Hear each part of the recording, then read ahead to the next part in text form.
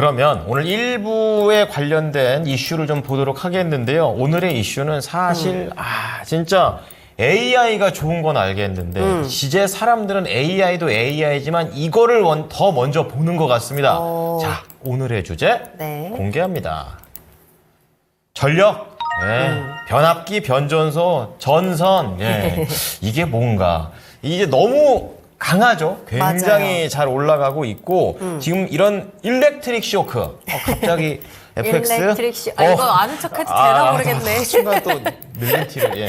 어쨌든 어디까지 좀 갈 수 있을지 수익의 길을 한번 마련해 보겠습니다. 그러니까요. 이렇게 시장이 잘 갈 때는 역시 시장의 중심은 AI에 있구나, 이 반도체에 있구나라는 걸 느낀과 동시에 여기 이제 같이 더 강한 힘을 보여주는 게 전력기기 관련주잖아요. 그렇습니다. 오늘 장에서도 워낙에 강했고 뭐 전선주까지도 이어지면서 뭐 대원전선, 가온전선 이런 종목들은 진짜 급하게 뛰어오르거든요.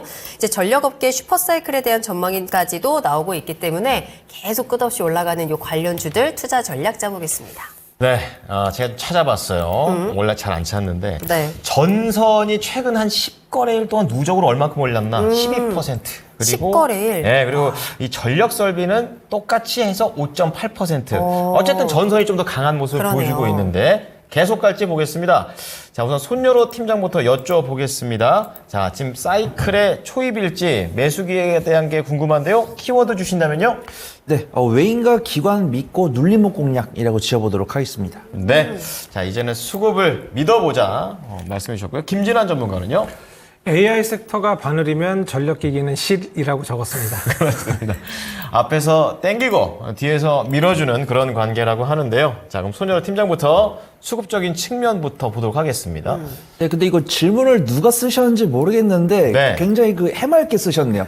상승 사이클 초입이냐고 지금 차트를 3개월치 넘게 보면은 바로 때 엄청 많이 올랐거든요. 근데 맞아요. 이제 저는 이제 전력 설비 말씀을 드리면서 오늘도 이제 아침에 말씀드렸지만 AI 수혜까지 입은 전력 설비가 된 지는 한 2주 정도 됐고 미국이나 유럽에서 노후 전력 설비에 대한 그다음에 이제 미 대선도 있다 보니까 뭐 정부 정책 지원도 이런 것도 나오는 거죠. 네. 그런 것들로 이제 실적 개선이 사실 이 전력 설비랑 전선도 막 2차 전지처럼 2배까지는 아니고 한 전년 동기 대비해서 한 HD 현대 일렉트릭 같은 경우는 220%좀 특출 났지만 다른 뭐 효성중공업이나 LS 일렉트릭도 보면은 전년 동기 대비해서 실적이 한 50-60% 증가했거든요. 근데 이것도 엄청 잘한 겁니다. 사실 일반 제조업에 비해서는 사실 우리가 반도체 HBM이랑 2차 전지 빼고는 전년 동기 대비해서 50% 이상의 성장을 보여주는 건 사실 무형 자산을 판매하는 엔터나 이런 것들밖에 없지 유형의 상품을 판매하는 제조업에서 사실 15% 이상 보기 힘들거든요. 근데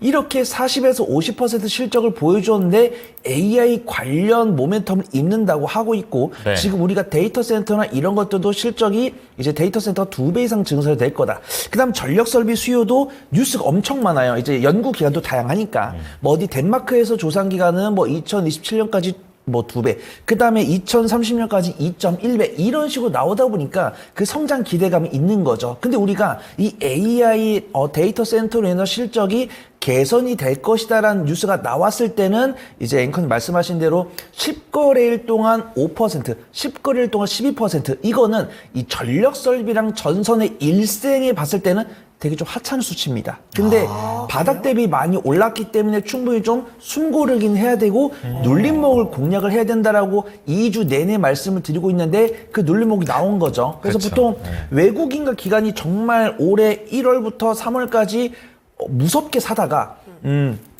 좀 이 전력 설비 조금 아쉬워요. 외국인과 기관의 매도가 한 1주 반 정도 나왔습니다. 네. 그러면서도 외국인과 기관이 살 때를 기다려야 된다라고 말씀을 드렸는데 보통 HD 현대 일렉트릭이랑 LS 일렉트릭 같은 경우는 실적 발표가 나왔을 때 밀리는 게 보통 정상인데 실적 발표 전에 이미 쉬고 있다 보니까 실적 발표 날 이제 외국인과 기관이 매수가 들어왔어요. 근데 아쉽게도 저번 주 화요일에 뭐 고용지표나 이런 것들이 좀 불투명성이 나오다 보니까 외국인과 기관이 도로 나가는 모습입니다. 근데 이제 뉴욕 시장 같은 경우는 이제 성장 지표 조금 안 나게 나오고 있고 뭐 워렌 버핏이랑 MS에서 이 전력 설비에 대한 엄청난 언론 뉴스를 나오다 보니까 외국인과 기관이 사고 있고요. 오늘 샀습니다. 오늘의 맥점은 외국인과 기관이 산 거예요. 그 다음에 이제 업종포도 80, 그 다음에 현재 12개월 선행포도 25기 때문에 엄밀히 말하면 3분의 1, 4분의 1가 저평가 매력도입니다. 근데 4분의 1 저평가 매력도가 목표가 4배 잡고 매매를 하자. 요거는 좀 무서운 발언이다라고 판단되고 있고요. 기간 조정 거쳤고 오늘 외국인과 기관이 맥점을 잡아줬기 때문에 공략 포인트는 맞다. 좀 말씀을 드리도록 하겠습니다. 네, 그렇습니다. 평소에 팀장님은 이 수급에 대해서 굉장히 중요하게 여기시고 그럼에도 불구하고 갑자기 또 그거 별개로 갔었을 때 또 거기서 약간 좀 변칙도 받아들여주는 그런 스타일로 얘기하시는데 네. 이런 분이 이제 외국이나 기관을 믿고 가자 이렇게 하니까 확실하게 시그널이 뜬 것 같아요. 자, 이번에 김진환 전문가인데요. 바늘실 얘기를 해주셨습니다. 이번에는 실 얘기 좀 해볼 건데 좀 자세히 들어볼게요. 네, 뭐 이제 반도체 섹터가 지난밤에 상당히 뭐 강했는데 뭐 오늘 반도체 HBM 쪽이 강긴 했지만 오늘 주인공은 전력기기였어요. 그래서 그렇죠. 압도적이었어요. 예, 다들 반도체 보셨을 텐데 뭐 전력기기가 오늘 뭐 상한가가 몇 개가 나왔습니다. 그래서 오늘 전력기기 뭐 강한 거는 제가 여러 지금 오늘 방송을 위해서 뭐 자료를 찾아봤는데 우리 지금 팀장님께서도 뭐 밸류 같은 것도 얘기해 주셨고 했는데 네. 그런 밸류가 근데 타당할 걸로 보여져요. 좀 더 올랐는데 여기서 좀 더 가지 않을까 뭐 이런 생각이 있어요. 근데 그거에 대해서 좀 풀어 설명해 드리도록 하겠습니다. 그래서 예. AI랑 이제 아시다시피 지금 데이터 처리 수요가 늘어나면서 결국엔 이 데이터 센터 글로벌 확장 이것이 전력기기 섹터 강세의 우선 원인입니다. 여기에 이제 아시다시피 미국에서도 전력 인프라 이게 노후화가 많이 됐습니다. 이것들의 교체 수요까지 이제 맞물려지면서 상당히 이제 뭐 폭발적으로 지금 증가하는 그런 지금 상황입니다. 여기에 이제 뭐 이제 미국 대선도 있지 않습니까? 미국 대선하면 또 이제 인프라거든요. 투자 관련해서 계속적인 이슈가 나올 걸로 보여지고요. 글로벌 데이터 센터 전력 사용량이 2022년에 460 테라와트시에서 이제 2026년에는 620에서 1050 정도, 그러니까 거의 2배 정도 됩니다. 1050 테라와트시까지 한 2배 정도 증가할 걸로 예상이 됩니다. 아시다시피 글로벌 데이터 센터 시장 규모가 작년에 그러니까 2290억 달러. 근데 이게 2032년까지 연평균 성장률이 12%입니다. HBM 같은 섹터는 지금 50%씩 성장을 하는데 전력 섹터도 이제 만만치 않습니다. 연평균 12%씩 성장하는 고성장 그런 섹터이고요. 아무래도 데이터 센터 이제 확장은 결국 글로벌 변압기 수요 증가를 지금 이제 이끌 걸로 보여집니다. 그래서 데이터 센터의 마켓 시어를 좀 알으셔야 되는데 마켓 시어 같은 경우에 미국이 가장 큽니다. 38%. 그다음에 유럽이 30%, 아시아 태평양이 이제 22%입니다. 그래서 이제 미국 중심의 변압기 시장 성장이 기대되기 때문에 이제 보셔도 미국의 수출 이제 많이 하는 그런 종목을 보시는 게 저는 예, 선별을 좀 하시는데 도움이 되실 걸로 좀 보여지고요. 아무래도 미국이 그러니까 지금 38%면 마켓 시어가 그러면 이제 보면은 그 시장 규모를 보면 작년 31억 달러에서 32년에는 56억 달러로 거의 2.5배 정도, 거의 1.5배 정도 이상 증가할 것으로 보여지고요.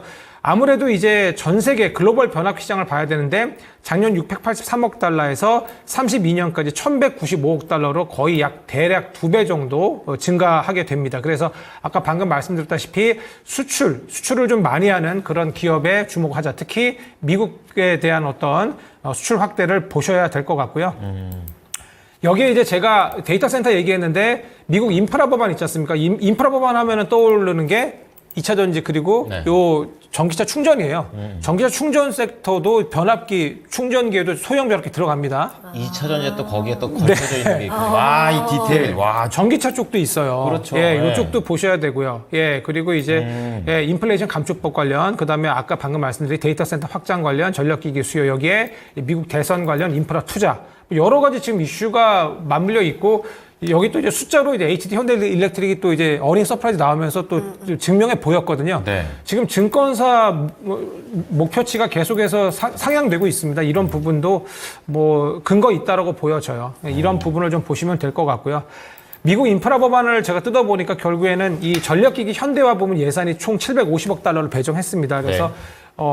정부의 어떤 투자 이런 쪽도 숫자적으로 이렇게 이제 크다 보니까 아무래도 저희가 계속해서 좀 봐야 되지 않을까 이런 생각을 좀 하고 있고요.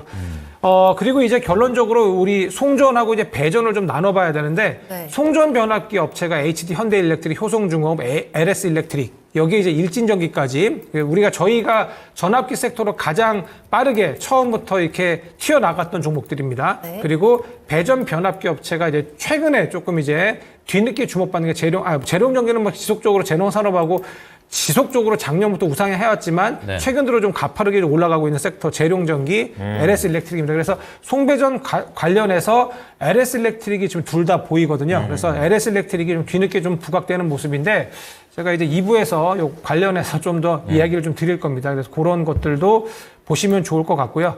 결론적으로 그래서 이 글로벌 우리 선진국 송배전 인프라 아까 유럽도 있지 않습니까? 유럽이 거의 30%였는데 네. 인프라 50%가 지금 20년 이상 노후되었습니다. 유럽도요. 네. 그래서 보통 수명이 뜯어 못 치겠네 그럼. 25년에서 40년짜리인데 이게 이제 교체 수요가 2030년까지 거의 6천억 달러 정도의 송전망 투자가 네네네. 예측이 됩니다. 그러니까 지금 이거 숫자적으로 보면은 아직까지 늦지 않았어요.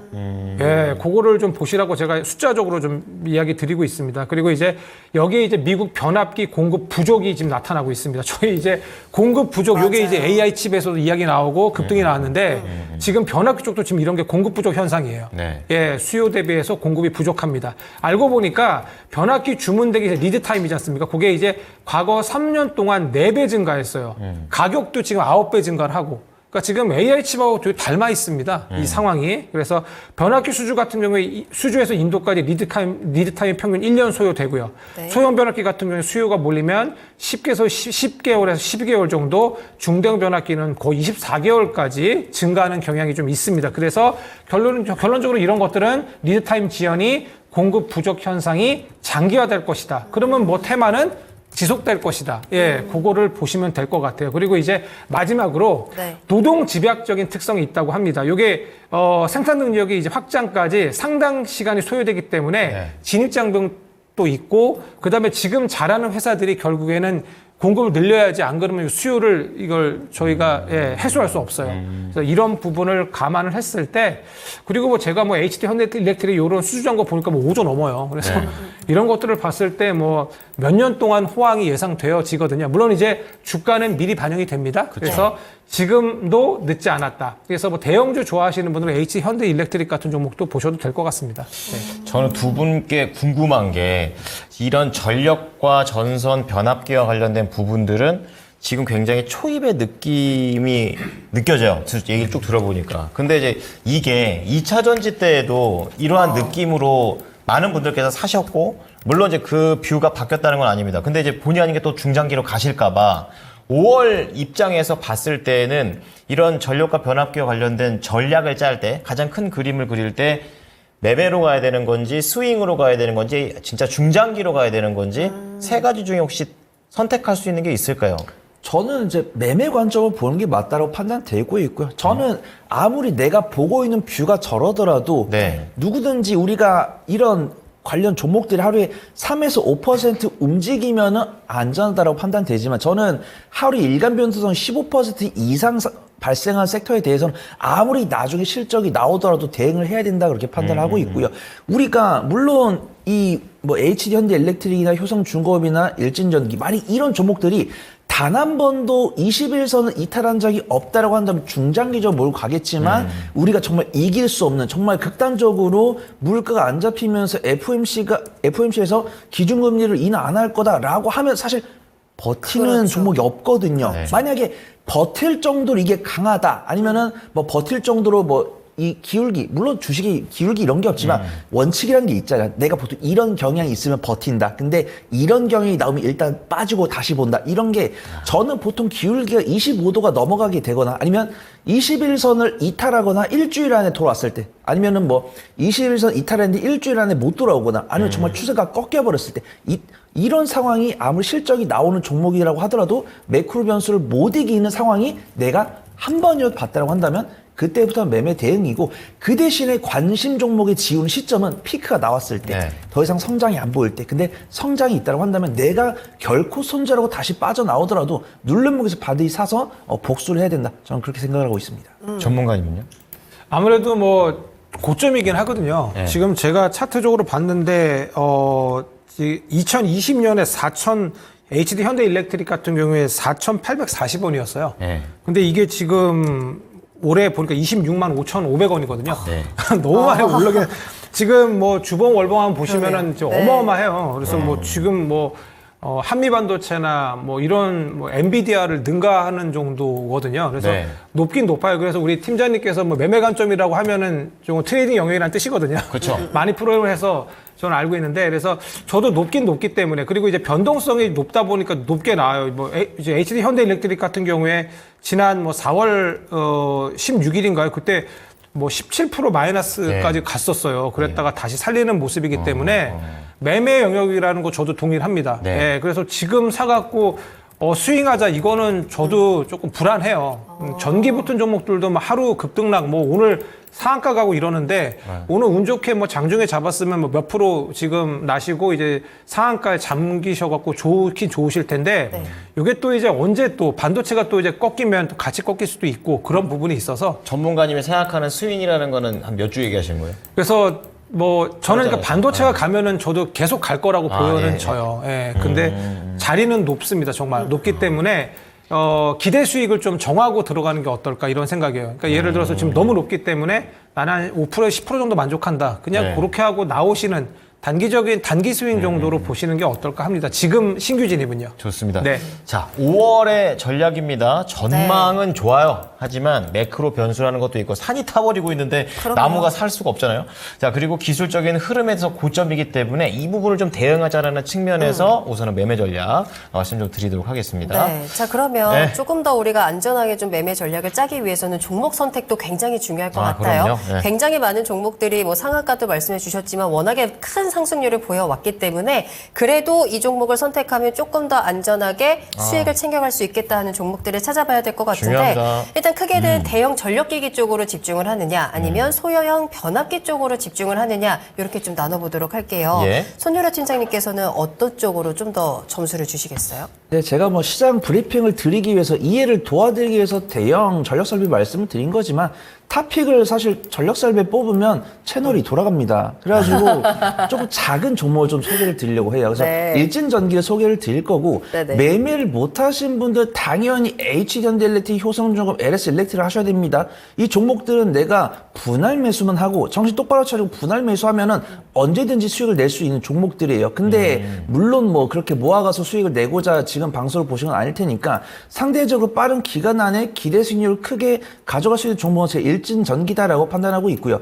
우리가 중소형 전력기 관련 종목들을 딱 검색을 해보면 보통 15개가 나옵니다. 근데 15개 중에서 적자 기업을 쳐내면은 10개가 남는데 네. 사실 3년 전에는 몇 개 안 남았었어요. 근데 그 정말 많은 종목들이 2022년, 2023년에 실적이 잘 나온 거죠. 그러면 적자 기업인 5개를 쳐내고 나면 이제 10개가 남는데, 이 10개를 이제 차트를 봐서 바닥 대비 그나마 덜 올라온 종목들. 근데 매매를 잘 하시면은 그냥 거래대금 탑을 하시면 돼요. 거래대금 탑을. 근데 저는 그 상대적으로 안전한 종목을 좀 권해드려야 되니까 바닥 대비 덜 올라온 종목들, 그 다음에 오늘도 사실 전기 관련 종목들이 막 상한가 플러스 20%, 플러스 15% 갔습니다. 근데 이 변동성도 외국인과 기관의 매수세로 들어왔기 때문에 사야 돼요. 근데 오늘 정말 외국인과 기관이 매도를 한 전력 설비는 없었습니다. 맞아요. 그렇기 때문에 저는 일진전기가 그 뒤를 따라갈 거다라고 판단해요. 나는 만약에 손 팀장이 뭐라고 했든 간에 손 팀장이 매수가 손절가 잡아주면은 그 매수가랑 손절가 사이에서 욕심 정말 1도 안 부리고 분할 매수할 수 있어 라고 하신 분들은 대한전선, 대원전선, LS에코는 다 괜찮습니다. 근데 저는 솔직히 뭐 이렇게 뭐 반일도 해야 되고 뭐 공장에 카메라 붙이고 들어가기 때문에 분할 매수 못 합니다 라고 하신다고 한다면 좀 마이너스 한 3% 정도까지만 분할 매수 해보신다고 하면 일진전기가 상대적으로 안전할 거다라고 판단되고 있고요. 업종퍼를 보더라도 우리가 알고 있는 전력설비나 전기 관련 종목들이 업종포가 80인데 12개월 선행포가 대략적으로 25가 넘어갑니다. 근데 일진전기는 유일하게 12개월 선행포가 17이기 때문에 가장 저평가를 갖고 있다. 그래서 말씀드리고요. 네. 증권사 리포트 나왔습니다. 전선과 전력기기 부분에서 시너지를 기대할 수 있기 때문에 만약에 내가 매매를 못 하시는 분들 중에서 대한전선, 대원전선, LS에코에너지를 쫓아갈 수 있는 그 뒤를 이을 이제 전선주는 무엇이 있을까라고 판단하신 분들은 일진전기 보시면 안전할 것 같다 말씀을 드리도록 하겠습니다. 자, 그러면 일진전기 쪽으로 말씀해 주셨고, 김진환 전문가께서는 어떤 종목이십니까? 네, 뭐 수급적으로 받쳐주는 변압기 섹터를 변압기. 가져왔는데요. 네. 대형 변압기 쪽은 아까 방금 말씀드린 HD 현대일렉트릭 정도 한번 체크해 보시면 될 것 같고요. 저는 그 재룡전기랑 일진전기를 가져왔습니다. 네. 네, 우리 팀장님과도 하나 겹치는데요. 네. 제가 아까 말씀드린 미국향 제가 주목하시라고 맞아요. 했지 않습니까? 그래서 둘 다 미국하고 관련돼 있어요. 그래서 재룡전기 같은 경우에는 2023년 기준 수주 잔고액이 2,572억입니다. 그래서 YOY 대비 110% 정도 증가하는 그런 회사고요. 상장사로는 유일하게 배전 변압기 100% 업체입니다. 그래서 영업이익률이 좋아요. 예, 이게 영업이익률이 좋거든요. 그래서 38%나 되는 회사입니다.